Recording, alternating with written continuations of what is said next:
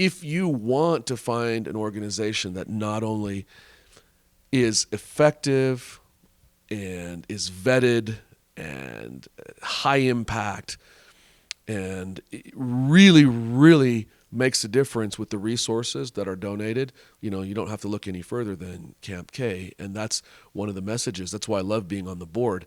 There are other organizations that approach me and say, hey, would you serve on our board? Would you sit on our advisory board? And with all due respect, I say, I really love your energy, but I'm going to have to decline respectfully because I'm not sure about everything that's going on here. And when you and I first spoke, I don't know how many years ago that was, it was like, hey, can I be on the board? I'm asking you instead of y'all asking me because it was just that impressive. So again, hats off to you because that comes from top down, leadership, but it also speaks to all of the participants and their families and how invested they are in making this work so well.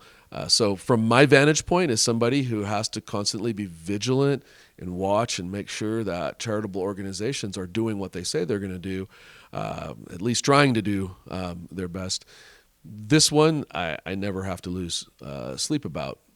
Every organization has its, challenges, but in terms of doing what you set out to do and living up to your mission statement and your vision, really, this is a pleasure to serve on the board. Thank you very much. I will stay humble to your words. I had some questions, but you basically answered almost all of them. But I do have a couple of them.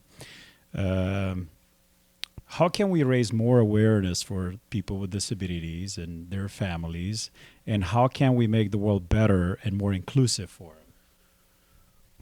Great questions, and I think many of my of the other participants answered that question across a number of different suggestions and ideas that they had.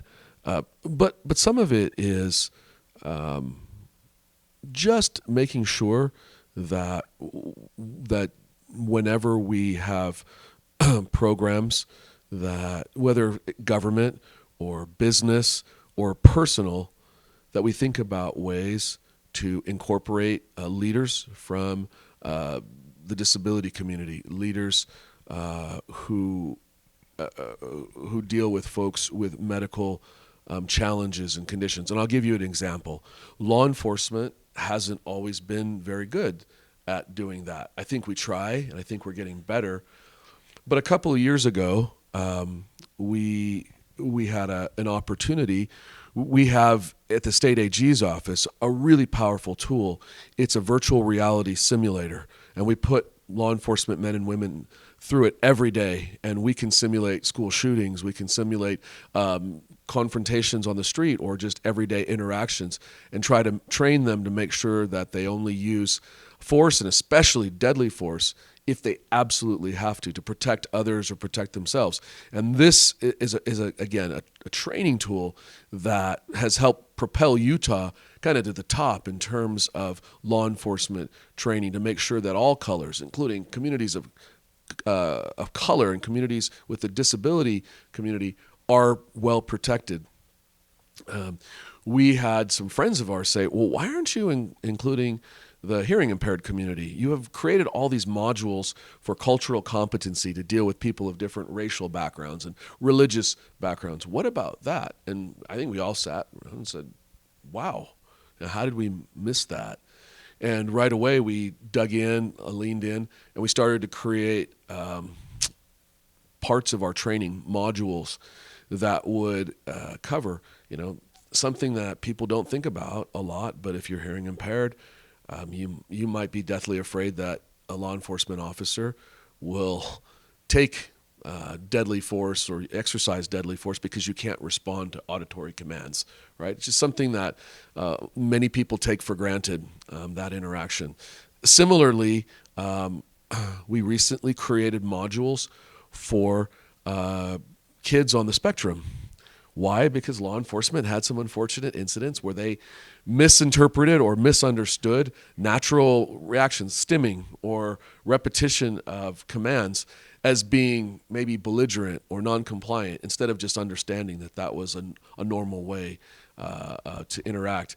And so we've started to create these programs and work with members of the autism community, parents, experts, academics, and create modules which now empower our law enforcement officers to do better.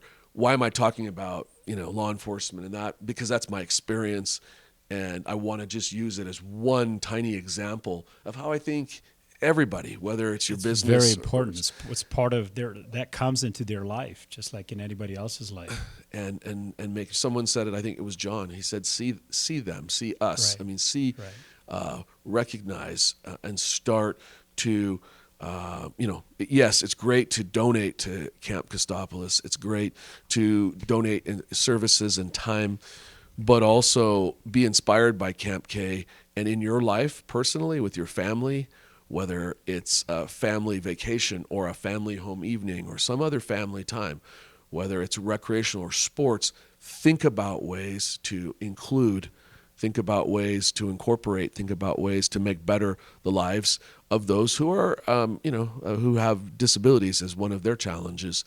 And I think by consciously trying to do, if you start thinking about it, you will see opportunities just emerge right and left.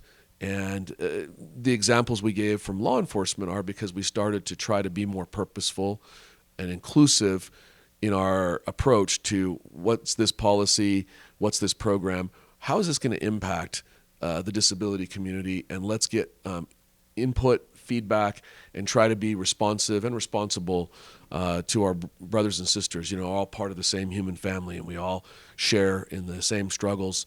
And so let's help lift them and find ways. I don't know if that answers your question, Mircea, but at least, and again, this is just off the top of my head.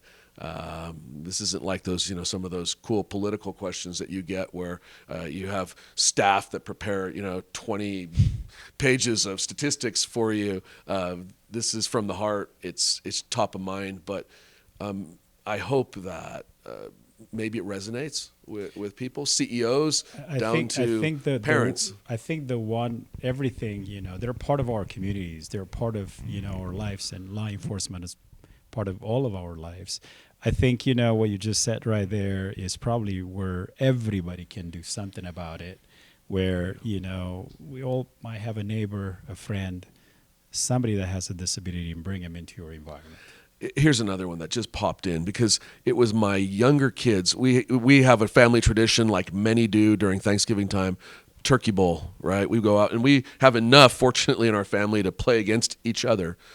And, one of my kids just pointed out, hey, why don't we have a friend of ours, their son, who has disabilities, physical disabilities, like, why don't we have him join us? And one of the other kids is like, well, how's he going to do that? Because this is, this gets pretty rough and rugged. He's a tough kid. He was so happy to join. And now he's actually part of the family tradition.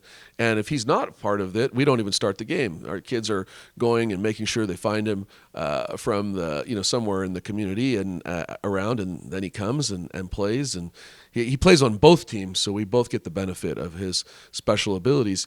And it's awesome, right? I mean, but it's kids thinking about just being a little bit more inclusive and maybe sensitive and looking around and saying, how do we make these friends of ours feel a little bit more accepted and invested? And I think from children, again, all the way up to boardrooms and congressional halls for policymaking, having that mentality really will help in the future create more programs like Camp K. Every state, every city needs an organization like Camp K, and I appreciate you asking the question. Thank you so much. What a beautiful message from our Attorney General and Advisory Board member here for Camp Costopolis, Sean Reyes.